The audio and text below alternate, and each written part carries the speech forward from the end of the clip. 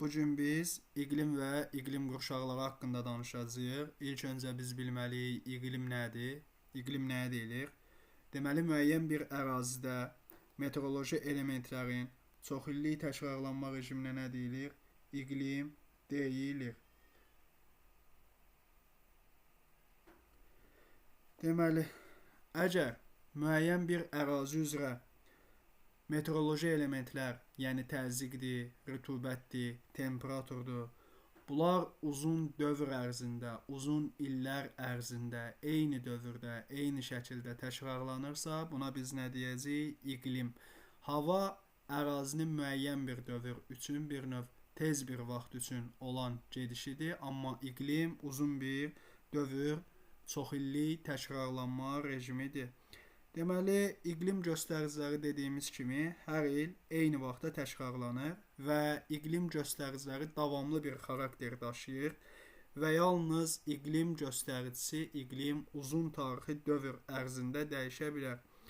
Deməli, iqlim əmələ gətirən amillər bəs nələrdir? İqlim əmələ gətirən amillər haqqında danışdıqda ilk öncə bilməliyik ki, coğrafi enlikdir, atmosferin ümumi dövranında iştirak edən hava axınlarıdır və səth örtüyü iqlim əmələ gətirən əsas amillərdəndir.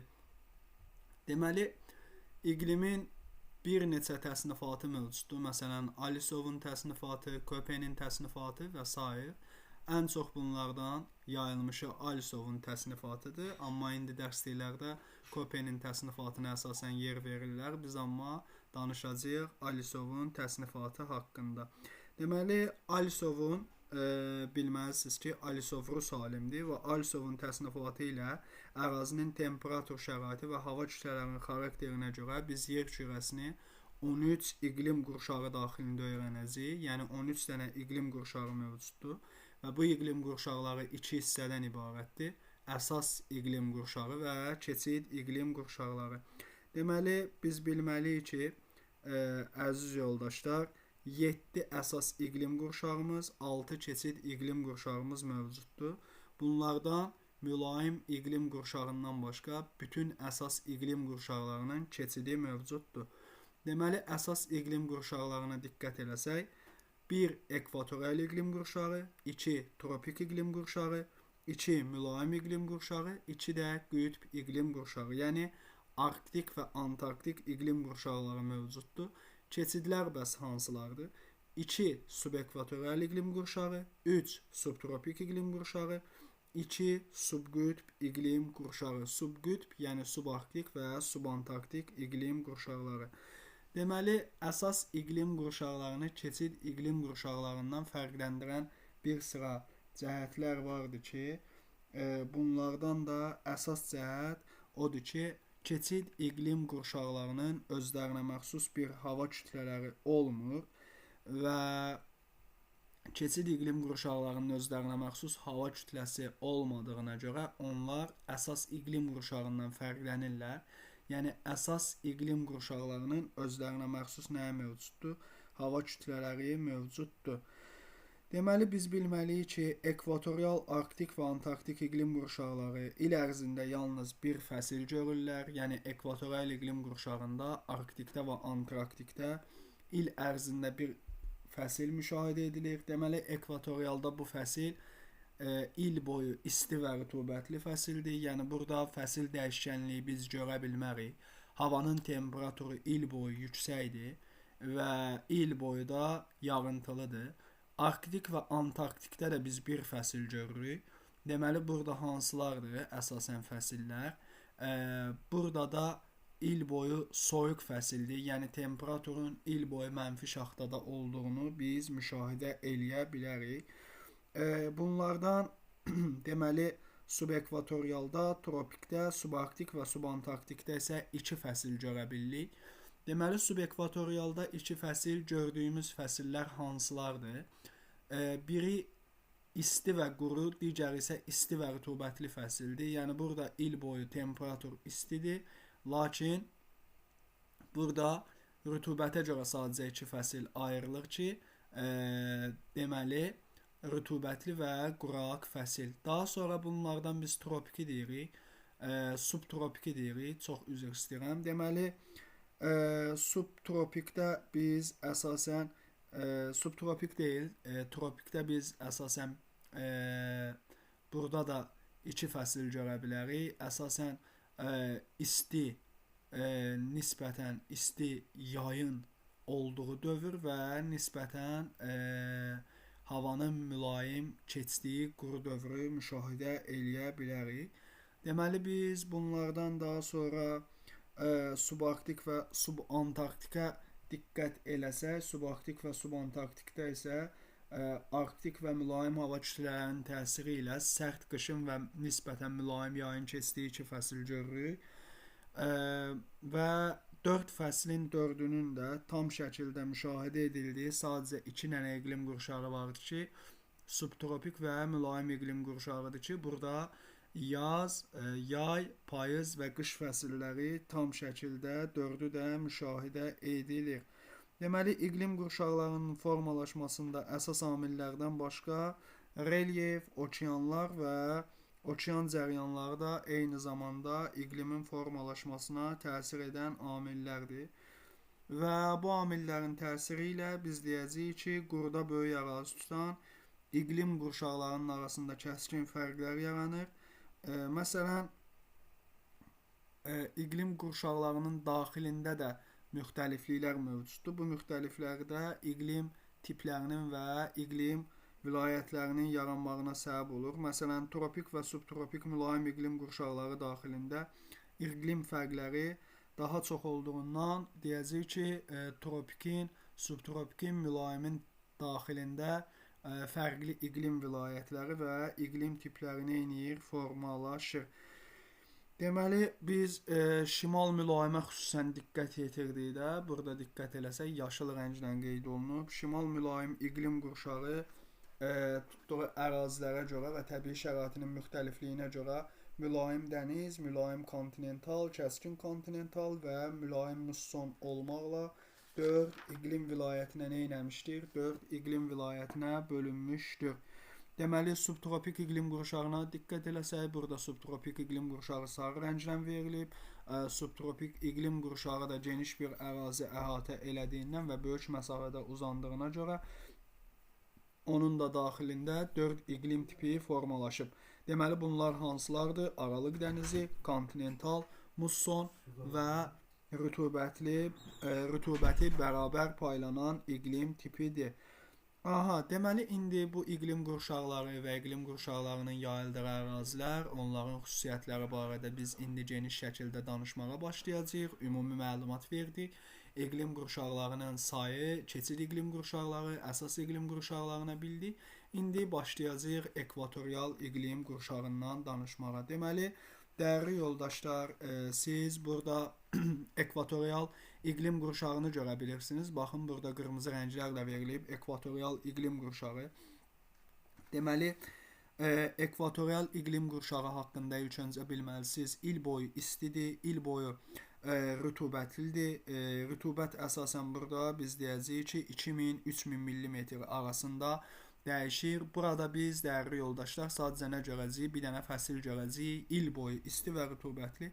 Ekvatorial iqlim qurşağı diqqət edirsiniz, qırılıb, yəni tam şəkildə zolaq əmələ gətirməyib. Məsələn, burada subtropiki, mülayimi görürsünüz, necə zolaq əmələ gətirib, amma ekvatorial iqlim qurşağı zolaq əmələ gətirməyib, dəyərli yoldaşlar. Biz ekvatorial iqlim qurşağını Cənubi Amerika materikində, Afrika materikində və Zond adalarında, qismən də Avrasiya materikinin cənub-şərq qurtaracağında görə bilərik.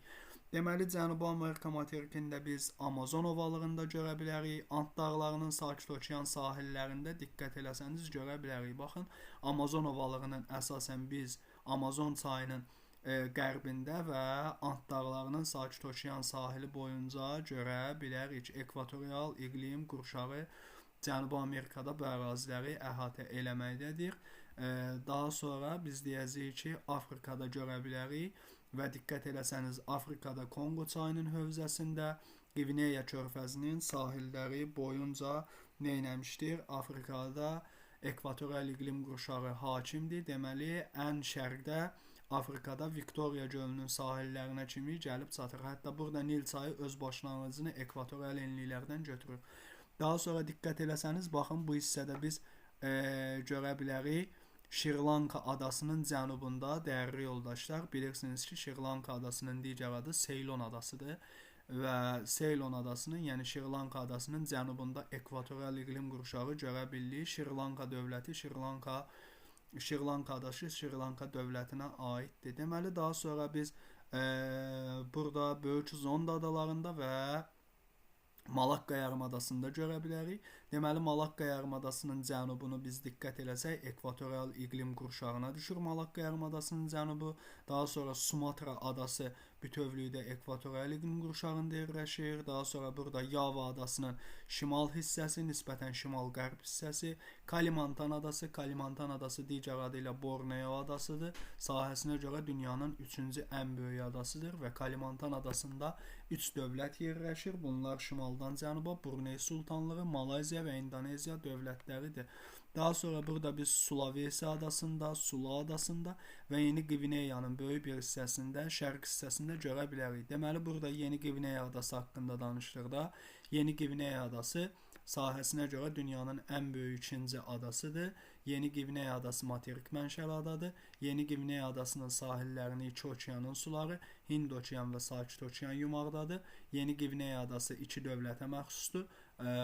Deməli, Yeni Qvineya adasının qərbi İndoneziya, şərqi isə Papua Yeni Qvineya dövlətinə məxsusdur. Yeni Qvineyanın yerli əhalisi Papuaslar adlanmaqdadır. Daha sonra biz burada diqqət eləsəniz, Filippin adaları bilirsiniz ki, iki böyük adadan ibarətdir. Luzon və Mindanao adası.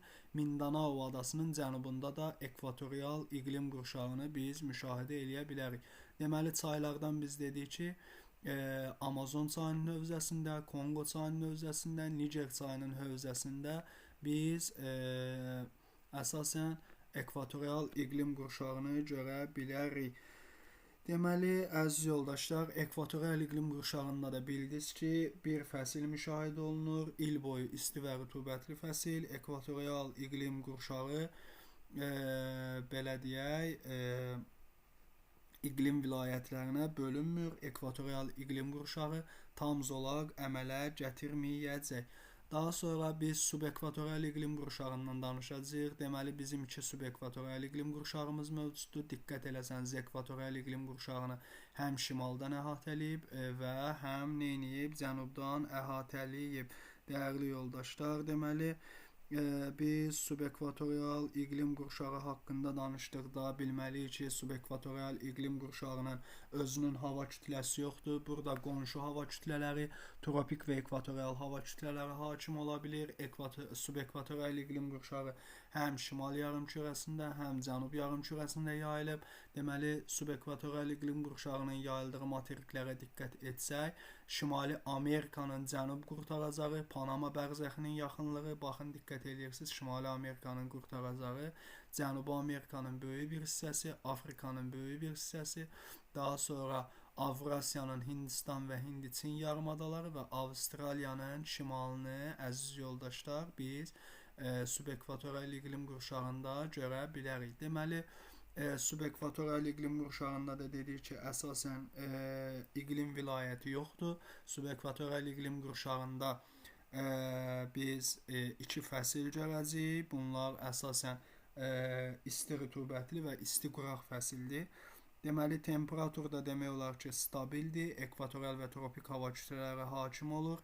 Ekvatorial hava kütlələri yayda hakim olur. Tropik hava kütlələri qışda hakim olur. Deməli, yayda ekvatorial hava kütlələri hakim olduğu üçün, ekvatorial hava kütlələri də bol yağıntılı olduğu üçün, yayda subekvatorial iqlim qurşağına bol yağıntı düşəcək. Qışda da tropiklər təsir elədiyi üçün bura quraq olacaq. Deməli, yağıntılar da əsasən 1500-2000 mm civarındadır. İndi biz dəqiq şəkildə baxsaq, hansı ərazilərdə yayılıb? Baxın, Şimali Amerika materikinin cüzi bir hissəsində, Panama bərzəxinin yaxınlığında yayılıb. Daha sonra Cənubi Amerika materikində Gviana yaylasında, Orinoco ovallığında, Karib dənizinin sahilləri boyunca, Amazon çayının hövzəsində, Amazon çayının mənsəbində, daha sonra Braziliya yaylasında yayılıb əziz yoldaşlar. Daha sonra Afrikada diqqət eləsəniz, Niger və Volta çaylarının hövzəsində, Çad çökəkliyində, Çad gölünün hövzəsində baxın. Çad gölü Afrikada yerləşən şirin sulu tektonik mənşəli göldür. Orada Şarı çayı tökülməkdədir. Deməli daha sonra Nil çayının hövzəsində görəcəksiniz. Daha sonra Efiopiya yaylasında, Somali yarımadasının böyük bir hissəsində, daha sonra Şərqi Afrika yaylasında, daha sonra Kongo çayının hövzəsində, Zambezi çayının hövzəsində görəcəyik. Madagaskar adasının şimalında görəcəyik. Deməli əziz yoldaşlar, Madagaskar adası sahəsinə görə dünyanın ən böyük 4-cü adasıdır və Madagaskar adası sahəsinə görə dünyanın ən böyük dediyi ki 4-cü adası olub. İki işıqlanma qurşağında yerləşir. Bunlar əsasən şimal böyük hissəsi tropik işıqlanma qurşağı, cənubu isə cənub mülayim işıqlanma qurşağındadır. Madagaskar adası Madagaskar dövlətinə məxsusdur. Yəni Madagaskar adasında bir dövlət yerləşir. Paytaxtı Antananarivo şəhəridir. Daha sonra biz Avrasiyadan Hindistan yarımadasını tamamilə görəcəyik. Hindistan yarımadasında deməli Qanq çayının hövzəsi, Brahmaputra çayının hövzəsində görəcəyik. Şri-Lanka adasının diqqət elədiyimiz kimi şimalı subekvatorial iqlim qurşağına düşməkdədir. Daha sonra Mekong çayının hövzəsini, Hindçin yarımadasını görəcəyik. Deməli burada Andaman adalarını, Hainan adasını, Tayvan adasını burada görə bilərik biz. Tayvan adası da Çinə məxsus olan adadır. Hainan və Tayvan hər ikisi Çinə məxsusdur və Tayvan adası iki işıqlanma qurşağında yerləşir. Cənubu tropik, şimalı isə şimal mülayimdə. Sonra burada Filippin adalarının ən böyük adalarından olan Luzon adasını bütövlükdə və Mindanao adasının şimalını subekvatorialda görə bilərik. Daha sonra burada biz Yava adasının cənubunu, Timor adasını, Yeni Qvineya adasının cənubunu görə bilərik və Avstraliyanın şimalını, Avstraliyada Arnhem-Land yarımadasına, Cape York yarımadasını subekvatorial iqlim qurşağında görə bilərik, dəyərli yoldaşlar. Deməli dediyimiz kimi subekvatorial iqlim qurşaqlarında yerləşən ərazilərdə yay ayları bol rütubətli oldu. Çünki yay aylarında ekvatorial iqlim qurşağı bura təsir elədi, ekvatorial hava kütlələri təsir elədi. Qış aylarında isə tropik hava kütlələri təsir eləyir deyə bura iqlim quraq keçəcək və iqlimin bu ərazilərdə quraq keçməsi heyvanların köç eləməsinə səbəb olur. Deməli daha sonra biz tropikdən danışacağıq. Tropik iqlim qurşağını siz görürsünüz. Şimal tropiki və cənub tropikini görürsünüz əziz yoldaşlar. Bilməlisiniz ki, şimal tropiki tam zolaq əmələ gətirə bilmir. Hindistan yarımadası yaxınlığında diqqət eləsəniz qırılmaya məruz qalır və Sakit Okeandan daha sonra davam eləyir. Tropik iqlim qurşağının daxilində 2 dənə iqlim vilayəti yaranır. Bunlardan quru tropik və yaxud səhra tropiki və rütubətli tropik formalaşır. Deməli, rütubətli tropikə bəzən dəniz tropik də deyirlər. Əziz yoldaşlar, burada səhra tropikində əsasən yağıntı 250 mm-dən az olur. Temperaturu isə 15 dərəcə 35 dərəcə arası dəyişir. Rütubətli tropikdə 20-30 dərəcə arası dəyişir və yağıntı il boyu nə olur? 2000 mm olur. Deməli, burada əsasən subekvatorial iqlim qurşağı kimi passat küləkləri təsir edir. Deməli, biz tropik iqlim qurşağının yayıldığı ölkələrə diqqət eləsək, bunlar əsasən Şimali Amerika materiki, Afrika materiki, Avrasiya materiki, Cənubi Amerika materiki, Afrikanı demişdik və Avstraliya materikləridir. Təbii ki, dəyərli yoldaşlar, deməli indi biz quru tropikin yayıldığı ərazilər haqqında danışsaq, deməli bunlardan Şimali Amerika materikində Kaliforniya yarımadasıdır. Diqqət edirsiniz, quru tropiki həm də bilməlisiniz ki, iki səbəb yarada bilər. Bir materik daxili mövqeyi, əziz yoldaşlar, bir də ki, soyuq cəryanlar yarada bilər. Deməli, Kaliforniya yarımadasında quru tropik yaradan soyuq Kaliforniya cəryanıdır. Deməli, Kaliforniya yarımadasını gördünüz, daha sonra Meksika yaylasının mərkəz hissəsi, Afrikada diqqət edirsiniz. Afrikada əziz yoldaşlar, deməli böyük səhra ərazisi oldu Afrikada böyük səhranı yaratmağının səbəbi də burada sahil boyu ərazilərdə səhranın yaranması, soyuq kanar cəryanı və materik daxili mövqe quru tropikin yaranmasına səbəb olur. Daha sonra Avrasiyada dəyərli yoldaşlar, siz Ərəbistan yarımadasını görə bilərsiniz. Dəclə və Fərat çaylarının cənubu, yəni Mesopotamiyanın cənubunu görə bilərsiniz. Dəclə və Fərat çaylarının mənsəbində, Nil çayının mənsəbi, Nil çayının hövzəsində, Aralıq dənizinin sahillərində. Daha sonra İran yaylasının cənubu, İran körfəzini görə bilərsiniz. Əziz yoldaşlar, Ərəbistan yarımadası da bilməlisiniz. İki işıqlanma qurşağında yerləşir, yəni tropik xətti kəsir. Dünyanın ən böyük yarımadasıdır. Daha sonra siz quru tropiki Cənubi Amerika materikində əziz yoldaşlar görə bilərsiniz. Burada Ant dağları boyunca Parana çayının hövzəsində də görə bilirsiniz. Çünki burada da bunu yaradan səbəb soyuq Peru cəryanıdır. Daha sonra Afrika materikinin cənubunda quru tropiki görərsiniz. Burada əsasən Cənubi Afrikaya, Namib səhrası və Kalahari səhrasına, Mərkəzi Afrikaya uyğun gəlir ki, burada Kalaharini yaradan səbəb materik daxili mövqe, Namibi Afrika sahili boyunca yaradan səbəb isə soyuq Bengel cəryanıdır. Daha sonra quru tropiki siz böyük bir ərazidə Avstraliyada görə bilərsiniz. Avstraliya materiki dünyanın ən quraq və ən kiçik materikidir. Deməli, daha sonra dəyərli yoldaşlar, bunu da biz bilmiş olduq. Avstraliya materikində həm materik daxili mövqe yaradır, həm də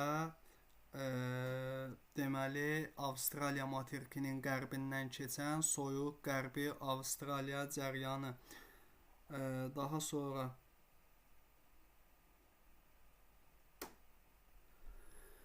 soyuq qərbi Avstraliya cəryanında bildiyi dəyərli yoldaşlar. Deməli, bu ərazilərdə biz bilmiş olduq, əziz yoldaşlar. Ondan sonra dəyərli yoldaşlar, daha sonra biz diqqət eləyəcəyik tropikin digər iqlim vilayəti olan rütubətli və yaxud dəniz tropikə. Deməli, dəniz tropik, dəyərli yoldaşlar, dənizlərin üzərində xüsusilə isti cəryanların təsir elədiyi ərazilərdə formalaşır. Əziz yoldaşlar, cəryanlar bilməlisiniz ki, bir növ okeanlarda, dənizlərdə axan çaylardır. Daimi küləklərin əmələ gətirdiyi axıntılardır. Cəryanlar iki yerə bölünür, isti və soyuq cəryanlar. Suylarının temperaturunun isti-soyuq olmasına görə onlar isti və soyuq adlandırılmır. Əgər bir cəryanın suyu gəldiyi ərazilərin ətraf suyuna nisbətən istidirsə istidir, ətraf sulara nisbətən soyuqdursa soyuq cəryandır. Soyuq cəryan quru hava formalaşdırır. Soyuq cəryan enən hava formalaşdırır. Soyuq cəryan yağıntı vermir. Soyuq cəryan səhra formalaşdırır. İsti cəryan qalxan hava formalaşdırır. İsti cəryan alçaq təzyiq formalaşdırır. İsti cəryan rütubətli, yağıntılı hava formalaşdırır və rütubətli tropiki də əmələ gətirən isti cəryanlardır, dəyərli yoldaşlar. Biz indi rütubətli tropikin yayıldığı ərazilərə diqqət eləsək, əziz yoldaşlar, deməli diqqət eləsəniz, Şimali Amerikanın cənubunda, Meksika yarımadasının Sakit Okean və Atlantik Meksika körfəzi sahili, Yucatan yarımadası, Mərkəzi Amerika, Florida yarımadası. Siz Florida yarımadasında rütubətli tropiki görürsünüz. Baxın, Florida yarımadasına diqqət edirsiniz, dəyərli yoldaşlar. Florida yarımadasında məhz məşhur şəhər olan Miami şəhəri yerləşir. Daha sonra West Hind adalarında, yəni Kuba, Baham, Haiti, Kiçik Antil adalarında da siz nə edə bilərsiniz? Rütubətli tropiki görə bilərsiniz.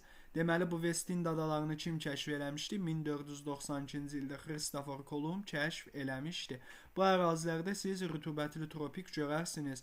Dəyərli yoldaşlar, daha sonra rütubətli tropiki siz harda görəcəksiniz? Deməli, rütubətli tropiki görəcəksiniz Cənub yarımkürəsində. Deməli, Braziliyanın Atlantik okeanı sahillərində diqqət eləsəniz, Braziliyadan Recife, Rio de Janeiro kimi böyük şəhərlər də bura düşməkdədir. Daha sonra siz Afrikanın Mozambik sahillərində bunu müşahidə edə bilərsiniz. Üzr istəyirəm əziz yoldaşlar. Deməli burada isti Braziliya cəryanı yaradırdı, rütubətli tropiki. Burada isə isti Mozambik cəryanı rütubətli tropiki yaradacaq və Mozambik boğazı bilirsiniz ki, dünyanın ən uzun boğazıdır. Mozambik boğazı Hind okeanının tərkibində yerləşir.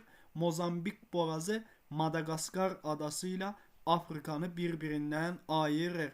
Deməli buradan da isti Mozambik cəryanı keçir. Ona görə Mozambik sahillərində rütubətli tropik formalaşdırır və Madagaskarın cənubu da rütubətli tropikdə yerləşməkdədir. Buradan diqqət eləsəz görə bilərsiniz. Daha sonra dəyərli yoldaşlar, diqqət eləsəniz Avstraliyanın siz qərb sahillərini görürsünüz, şərq sahillərini görürsünüz.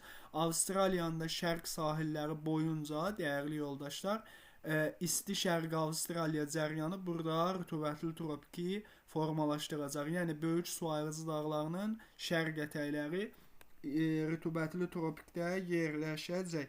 Deməli, tropik iqlim qurşağı ilə də əziz yoldaşlar, bizim işimiz bitdi. Daha sonra biz danışacağıq subtropik iqlim qurşağı haqqında. Deməli, subtropik iqlim qurşağı da bildiyiniz kimi 2 dənədir. Şimal yarımkürəsində və cənub yarımkürəsində. Əziz yoldaşlar, deməli, bəzən bizə suallarda gələr ki, 2 keçid iqlim qurşağının qonşu olduğu materik. Burada siz Avrasiya götürəcəksiniz. Çünki burada Hindistan yarımadası üzərinə musson küləkləri tropik hava kütlələrinin qarşısını kəsir deyə tropik qırılmaya məruz qalır burada, diqqət eləsəz. Və yuxarısı ilə nə davam edir? Subtropik. Subtropiklə də subekvatorial burada qonşu olduğu üçün biz deyəcəyik ki, Avrasiyada subtropik və subekvatorial 2 keçid iqlim qurşağı sərhəddir. Deməli, subtropik iqlim qurşağı şimal və cənubda tam zolaq əmələ gətirir. Subtropik iqlim qurşağı Şimali Amerikada, Avrasiyada, Cənubi Amerikada, Afrikada və Avstraliyada neynəmişdir? Dəyərli yoldaşlar, yayılmışdır. Subtropik iqlim qurşağının 4 dənə nəyi mövcuddur? İqlim vilayəti mövcuddur. Deməli, Aralıq dənizi iqlim vilayəti, kontinental iqlim vilayəti, musson iqlim vilayəti və bərabər rütubətli iqlim vilayəti. Deməli, dəyərli yoldaşlar, bilməlisiniz ki, burada mütləq şəkildə yadınızda saxlamalısınız ki, musson ancaq yerləşir şimal yarım kürəsində. Deməli, rütubətli, bərabər rütubətli isə yerləşir ancaq cənub yarım kürəsində. Bir növ, cənub yarım kürəsində mussonu bərabər rütubətli əvəz edəcək.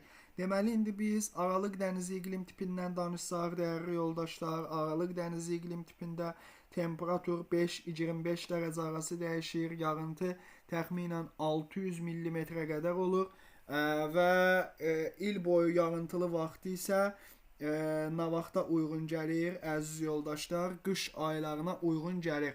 İl boyu yağıntılı dövrü qış fəslində olacaq. Deməli, Aralıq dənizində də bildik ki, yağıntılı dövr qışda olacaq. Bunu mütləq şəkildə yadda saxlayın əziz yoldaşlar. Aralıq dənizi iqlim tipi diqqət eləsəniz harda yayılır? Baxın, Aralıq dənizi iqlim tipi Amerika Birləşmiş Ştatlarının şərqində yayılıb, ABŞ-ın şərqində. Ümumiyyətlə, Aralıq dənizi iqlim tipi materiklərin çox üzr istəyirəm, qərbinə uyğun gəlir, dəyərli yoldaşlar. ABŞ-ın qərbində siz onu görə biləcəksiniz. Deməli, ABC-in diqqət eləsəz, Sakit Okean sahili boyu, ABŞ-ın qərbində Aralıq dənizini, daha sonra Afrika və Asiya, Avropa, Asiya qitələrinin qərbində görərsiniz.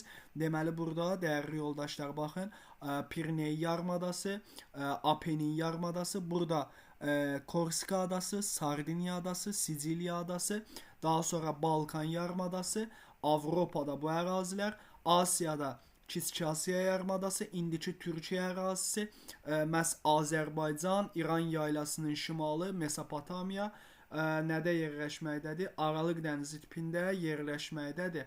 Əziz yoldaşlar, Afrikanın şimalında da siz Aralıq dənizi tipi görəcəksiniz. Amma və lakin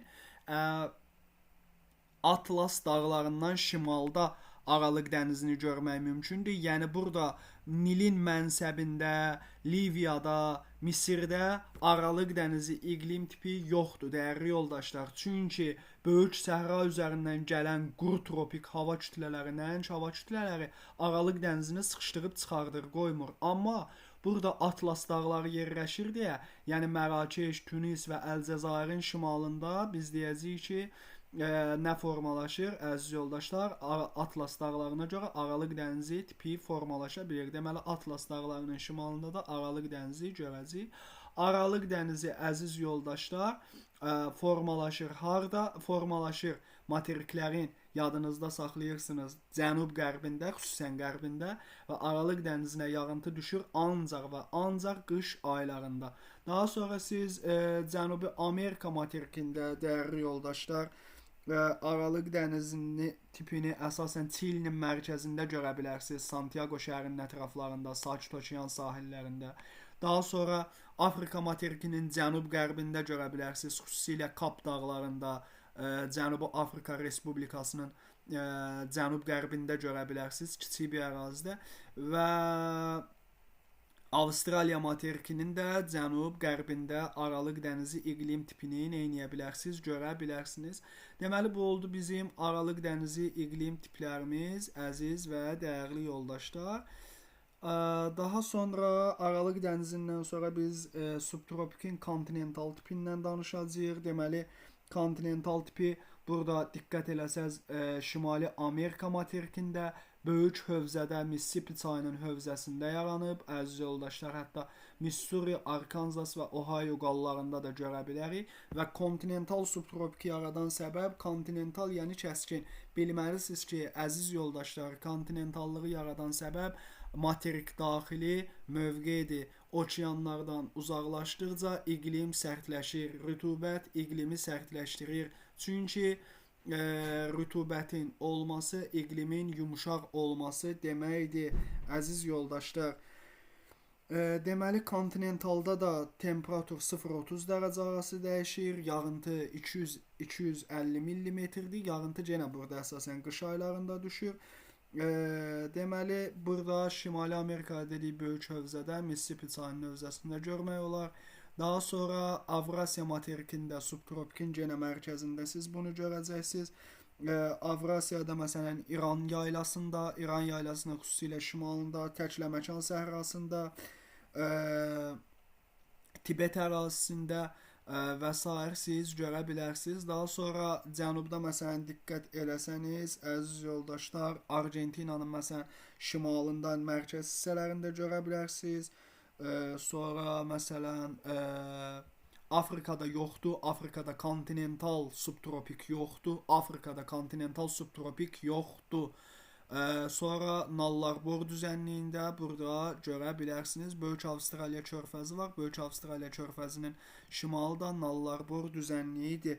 Deməli, subtropikin mussonundan danışdıqda əziz yoldaşlar, subtropikin mussonunda 5-25 dərəcə temperatur dəyişir. Yəni temperatur subtropikin mussonunda mənfiyə düşmür, amma mülayimin mussonunda rahat düşür mənfiyə. Əsasən yağıntı 900-1000 mm olur və mussonda, musson küləkləri siz bilirsiniz ki, fəsli küləklərdir, mövsümi küləklərdir. Musson küləkləri yayda dənizdən quruya əsir. Yayda dənizdən quruya əsir deyə dənizdən qurunun üzərinə rütubət gətirir. Qışda qurudan dənizə əsir deyə quruda da rütubət olmadığı üçün qış ayları quraq keçir. Deməli, mussonda yağıntı düşür nə vaxt? Yağıntı düşür yay aylarında. Mussonlar əsasən yerləşir materiklərin şərqində. Əziz yoldaşlar, deməli burada siz diqqət eləsəniz Mississippi çayının mənsəbində, Meksika sahili ovalıqda, Atlantik sahili ovalıqda, Appalaç dağlarının siz şərq ətəklərində Şimali Amerika materikində görə bilərsiniz. Mussonu daha sonra Xuanxe və Avrasiyada Xuanxe və Yansız çaylarının hövzəsində, Koreya yarımadasının, baxın bu Koreya yarımadasıdır. Koreya yarımadası iki dövlətə məxsusdur. Şimali Koreya Xalq Demokratik Respublikası, prezidenti Kim Chen-in, cənubu isə Cənubi Koreya məxsusdur və Koreya yarımadasının cənubu diqqət eləsəz harda yerləşir? Subtropikin mussonunda. və böyük Çin düzənliyidir. Xuanxe və yansız çayı subtropikin mussonundadır. Tayvan adasının şimalı da subtropikin mussonuna uyğun gəlir. Yaponiyada deməli ən böyük adası, Yaponiya bilməlisiniz 4 böyük adadan ibarətdir. Hokkaido, Honshu, Shikoku və Kyushu adaları. Deməli burada bilməlisiniz ən böyük adası Honshudur. Paytaxt Tokyo da Honshudədir. Honshunun cənubu subtropikin mussondur. Kyushu və Shikoku adaları da bütövlükdə subtropikin mussonunda yerləşir. Deməli Cənub yarımkürəsində əziz yoldaşlar subtropikin mussonunu bərabər rütubətli əvəz eləyir. Bərabər rütubətli subtropik. Deməli Cənub yarımkürəsində subtropikin mussonu yoxdur. İndi baxaq görək bərabər rütubətli subtropik harda yayılıb. Bərabər rütubətli subtropik deməli Parana çayının Cənubi Amerikada hövzəsində yayılıb, La Plata körfəzində, Uruguay ərazisində, Argentina ərazisində. Daha sonra Afrikanın cənubunda, cənub-qərbində, cənub-şərqə uyğun gələcək bərabər rütubətli, Afrikanın cənub-şərqində, Əjda dağlarının ətəyində və yaxud Zar dövlətinin cənub-şərqində və Avstraliya materikində cənub-şərqində. Avstraliyanın cənub-şərqi də bərabər rütubətli subtropikdir. Tasmaniya adasının şimalında. Tasmaniya adasını görürsünüz, Avstraliya materikindən Basboğaz sayəsində ayrılır və Tasmaniya adasını həm Hind okean, həm Sakit okeanın suları yuyur. Tasmaniya adasını da kəşf edən 1642-ci ildə Holland səyyahı Abel Tasman olmuşdur. Deməli, bərabər rütubətlidə də yağıntı il boyu bərabərdir, əziz yoldaşlar. Temperatur 25-5 dərəcə arası dəyişir və yağıntı 1900 mm arasında olur, dəyərli yoldaşlar. Deməli, daha sonra biz subtropiki də bildik, subtropikdə də bir şey qalmadı. Daha sonra biz mülayimdən danışacağıq, əziz yoldaşlar. Deməli, mülayim iqlim qurşağı daha geniş ərazilərə əhatə edir. Mülayim iqlim qurşağı şimal mülayim və cənub mülayim olmaqla iki yerə bölünür. Mülayim iqlim qurşağı əziz yoldaşlar zolaq əmələ gətirir, tam zolaq. Şimalda diqqət eləsəz yaşıl rənglə, cənubda da yaşıl rənglə. Mülayim iqlim qurşağı daxilində şimalda əhali daha çox yaşayır. Çünki siz bilməlisiniz ki, mülayim iqlim qurşağı nəhəng quru sahələrini şimalda əhatə edir. Cənubda onun çox hissəsi okeanlara düşür. Və mülayim iqlim qurşağı Şimali Amerika, Avrasiya, Cənubi Amerika və burada məsələn bir-iki ada olmaqla yayılıb. Əsasən biz onu materiklərdə görə bilərik. Harda? Şimali Amerika, Cənubi Amerika və Avrasiyada 3 materikdə görə bilərik, əziz yoldaşlar. Yəni Afrika, Avstraliya materiklərində ümumiyyətlə biz mülayim iqlim qurşağı neynəməyəcəyik, görməyəcəyik. Yəni Antarktidada görmür onsuz. Deməli, mülayim iqlim qurşağında 4 dənə tipi var. Dənizdir, mülayim kontinentaldır və mussondur. Deməli, dəniz tipi, əziz yoldaşlar, baxın, dəniz tipini formalaşdıran qərb küləkləridir və dəniz sahili mövqeyidir. Dənizin sahilində yerləşirsə rütubətlidir, dənizin sahilində yerləşirsə qərb küləkləri daimidir, daimi küləklərdir və qərb küləkləri daimi şəkildə bu ərazilərə, mülayim dəniz olan ərazilərə rütubət gətirir. Deməli, il boyu yağış yağır. Məsələn, İngiltərə futbollarına baxanlar bilər ki, İngiltərədə hər futbol vaxtı demək olar ki, yağış yağır. Məsələn, İngiltərə mülayim dəniz tipində yerləşir. İndi biz bilməliyik ki, yağıntı il boyu 800-1000 mm arası düşür. Temperatur stabildir. Yayda çox isti olmur, qışda da çox soyuq olmur. Yəni, rütubət bir ərazidə varsa, rütubət ərazini kontinental olmağa qoymur, əziz yoldaşlar. Rütubət ərazini kontinental olmağa qoymur. Yəni, qoymur qışda çox soysun, qışda çox isti olsun. 5-15 dərəcə temperatur olur. Deməli, indi görək dəniz hardadır. Deməli, əziz yoldaşlar, dəniz tipi Kanadanın qərb sahillərindədir, Şimali Amerika materikində. Deməli, burada diqqət eləsəniz, Kanadanın qərb sahilləri, Kordilyer dağlarının qərb sahilləri, yəni Alyaska körfəzinin sahilləri, Alyaska yarımadası dəniz tipindədir. Daha sonra, əziz yoldaşlar, orada diqqət eləsəniz, Sonra biz Avrasiya materikində İrlandiya adasını, Böyük Britaniya adasında görə bilərik. Deməli, Böyük Britaniya və İrlandiya adaları da materik mənşəli adalardır. Böyük Britaniya adası Böyük Britaniyaya məxsusdur. İrlandiyada isə iki dövlət var. Şimali Böyük Britaniya, cənubu isə İrlandiyanın ərazisidir. Yəni İrlandiya və Böyük Britaniya arasında quru sərhəddi var. Sonra Skandinaviya yarımadası əsasən Norveç və qismən də İsveç əraziləri, bu Skandinaviya yarımadası da Avropanın ən böyük yarımadasıdır. Sonra Jutlandiya yarımadasını görürsünüz, əziz yoldaşlar, Avropada Jutlandiya və Avropanın sahil boyu əraziləri, Bretan yarımadası, La-Manş körfəzinin sahilləri, Şimal dənizinin cənub sahillərində və s. Ümumiyyətlə dənizi harda görərsən, sahil boyunda görərsən və materikin qərbində görərsən. Çünki neyniyir? Qərb küləkləri, əziz yoldaşlar, buna səbəb olur. Daha sonra, dəyərli yoldaşlar, siz dənizi başqa harda görərsiniz? Deməli, telefona var. aha, deməli əziz yoldaşlar, daha sonra biz mülayim dənizi harda görə bilərik? Deməli, mülayim dənizi diqqət eləsəniz, Cənubi Amerikanın cənub-qərbində Çili sahillərində görə bilərik və burada Odlu Torpaq adasını görürsünüz. Odlu Torpaq adası Cənubi Amerikadan Magellan boğazı ilə ayrılır və Odlu Torpaq adasını da Fernando Magellan neyləmişdir? Fernando Magellan kəşf eləyib və buranı Odlu Torpaq adlandırıb. Odlu Torpaq adası da iki dövlətə məxsusdur. Argentina və Çiliyə, əziz yoldaşlar. Odlu Torpaq adası da mülayimin dəniz tipində yerləşir. Daha sonra siz burada Tasmaniya adasının cənubunda mülayim dəniz tipini görə bilərsiniz. Tasmaniya adasının cənubu və Yeni Zelandiyanın, əziz yoldaşlar, cənub adasının cənubunda siz görə bilərsiniz. Yeni Zelandiya da iki adadan ibarətdir. Şimal adası və cənub adası. Bu adaları kəşf edən Abel Tasman olub. Bu adaların iki müstəqil adadan ibarət olduğunu sübut edən isə James Cook olmuşdur. Hətta bunları ayıran boğaz da Cook boğazıdır. Deməli, mülayim dənizi də bildik. Daha sonra mülayim kontinental. Dənizdən, sahildən uzaqlaşdıqca iqlim nisbətən kontinentallaşır. Burada temperatur -20 müsbət 10 dərəcə arası dəyişir. Yağıntı 500 mm-ə yaxın olur.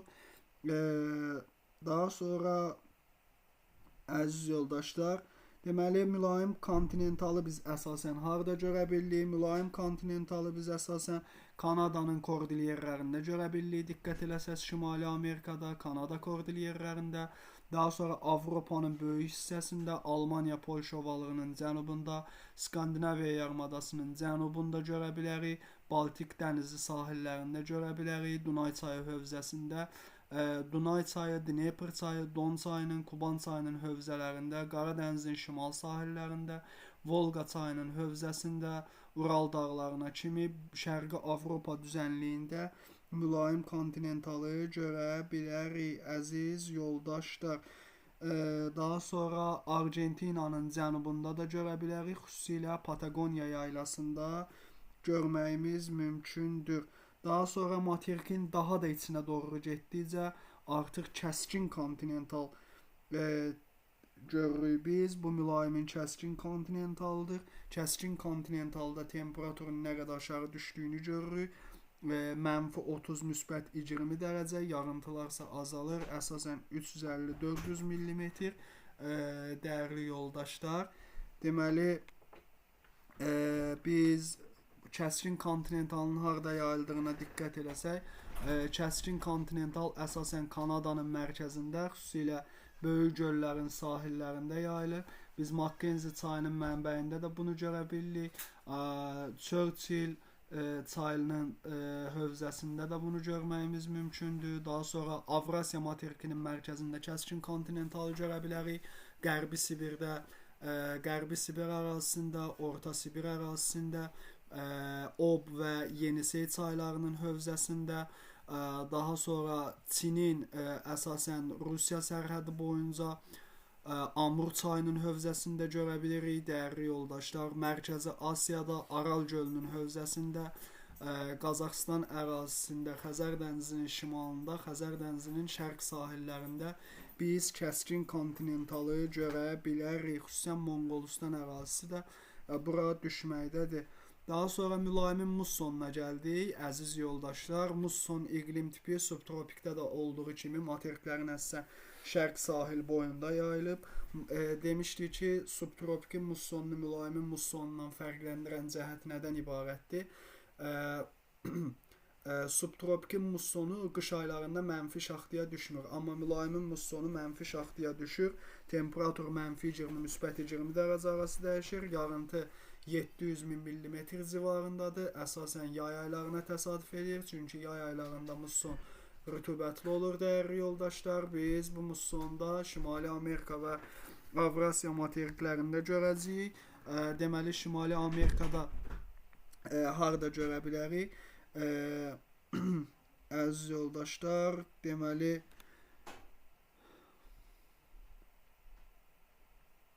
Avrasiyada görürük dəyərli yoldaşlar mussonu. Avrasiyada çox üzr istəyirəm, Rusiyanın Sakit Okean sahilləri boyunca, Koreya yarımadasının şimalında, Amur çayının mənsəbində, Saxalin adasında, Hokkaido adasında bütövlükdə və Honshu adasının şimalında. Bir də bayaq deməyi yaddan çıxartdım, Kamçatka yarımadası da Rusiya məxsusdur və Kamçatka mussonda deyil. Kamçatka mülayim dənizdə yerləşəcək, əziz yoldaşlar. Deməli, bunu da bildiniz. Daha sonra biz subtropik və subtropik nə idi? Subarktik və arktikdən danışacağıq. Deməli, subarktik və antarktikdən danışdıqda dəyərli yoldaşlar, gördüyünüz kimi Kanadanın şimalını, ABŞ-ın Alyaska ştatını, burada Baffin adasının cənubunu, Baffin adası da bilirsiniz materik mənşəlidir, böyüklüyünə görə 5-ci adadır, Kanadaya məxsusdur. İki işıqlanma qurşağında şimal qütb və şimal mülayim işıqlanma qurşağında yerləşir. Hudson körfəzinin sahillərində, Labrador yarımadasının şimalında görürük. İslandiya adası bütövlükdə əziz yoldaşlar yerləşir subarktikdə. Skandinaviya yarımadasının şimalı, Kola yarımadasının şimalı subarktikdədir. Daha sonra burada Novaya Zemlya adasının cənubu, Ob çayının əsasən mənsəbi boyu ərazilər, Şərqi Sibirin, Orta Sibirin şimal əraziləri. Daha sonra burada siz deməli Sibirdə qütb en dairəsinin ətrafını ümumilikdə subarktikdə görə bilərsiniz dəyərli yoldaşlar. Sonra Arktikdən danışdıqda ümumiyyətlə Arktik və subarktikin bir hava kütləsi yoxdur. Arktikdən danışdıqda Arktik və Antarktik, deməli bunlar da əsasən Şimal Buzlu Okeanın adalarında yerləşəcək. Qrenlandiyadır. Daha sonra Kanada Arktik arxipelagının böyük bir hissəsidir. Baffin adasının şimalıdır. Sonra Alyaska ştatının Sibirin şimal hissələridir. Burada məsələn Taymır yarımadasıdır, Qdansk yarımadasıdır, Yamal yarımadasıdır, Sibirlərin şimalıdır, Çukot yarımadasının şimalıdır. Bunlar da Arktikdə yerləşəcək əziz yoldaşlar. Deməli,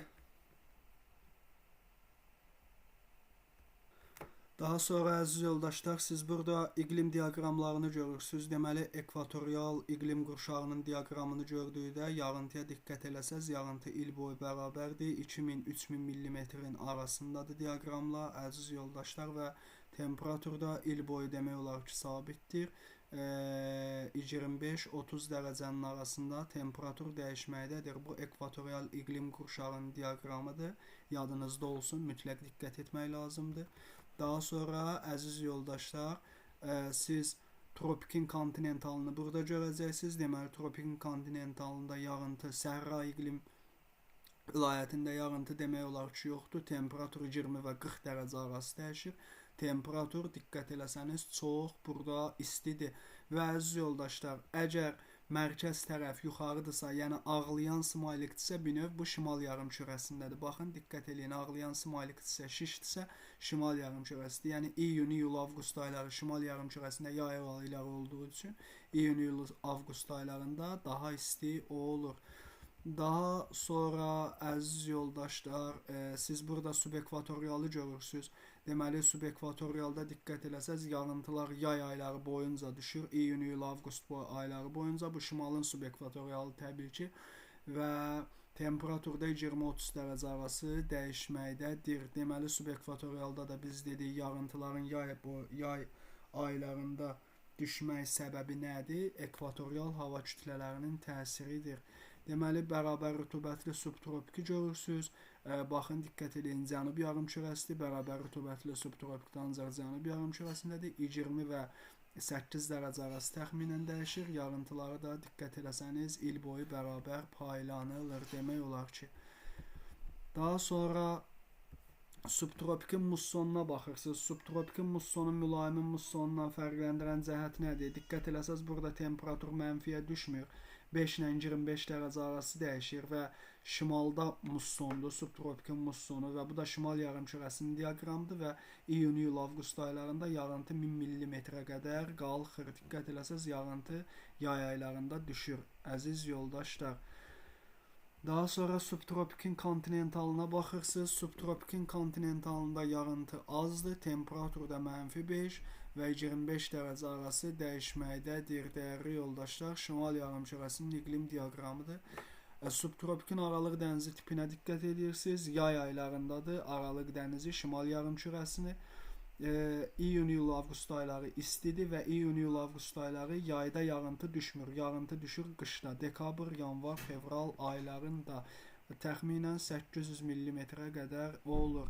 Mülayim musson, sakit okean sahilləri, baxın, mülayimin mussonun subtropikin mussonundan fərqləndirən əsas cəhət, mülayimin mussonda mənfiyə düşə bilirdi. Deməli, iyun, iyul, avqust aylarında isə mülayimin mussonu yay aylarında yağıntılı olacaq. Təxminən 1000 millimetrə qədər yağıntı olur. Daha sonra kontinentala baxacağıq, kəskin kontinentala. Deməli, burada kəskin kontinental əsasən Sibir ərazisidir. Diqqət eləsəz, temperatur -30, -20 arası dəyişir. Kəskin kontinentallığı məhz buradan bilinir. Ona görə mülayimin kəskin kontinentalında illik temperatur amplitudu ən böyükdür və yağıntı da 300 millimetr civarındadır, əziz yoldaşlar. Sonra siz burada bəzi şəhərlərin iqlim diaqramlarını görürsünüz. Məsələn, mülayim dəniz London şəhərində yağıntılar demək olar ki 1000 millimetrə qədərdir, il ərzində bərabər paylanıb və diqqət eləsəz, mülayim dənizdə temperatur mənfiyə düşmür və çox da qalxmır. Ona görə bu nədir? Mülayim dənizdir. Mülayim kontinentala amma diqqət eləsəz, temperatur cüzi mənfiyə düşür, -10 dərəcəyə qədər, temperatur da -20 dərəcəyə qədər qalxır, yağıntı da nisbətən azalır. Axı bu mülayim kontinentaldır, dənizlərdən uzaqlaşdıqca yağıntının azalmağı normaldır. Daha sonra subarktiki görürsünüz, dəyərli yoldaşlar. Subarktik diqqət eləsəz, burada müsbət 10 dərəcəyə qədər çıxa bilir, yağıntı 200 millimetrdir. Yağıntı niyə azdır? Çünki burada günəş istiliyi o qədər olmadığı üçün buxarlanma da çox azdır. Daha sonra burada siz Arktiki görürsünüz. Arktik çox soyuqdur, şaxtadır, -30-40 dərəcələrə qədər düşür. Yağıntı ümumiyyətlə azdır. Nisbətən 5 dərəcəyə qədər temperatur qalxa bilir.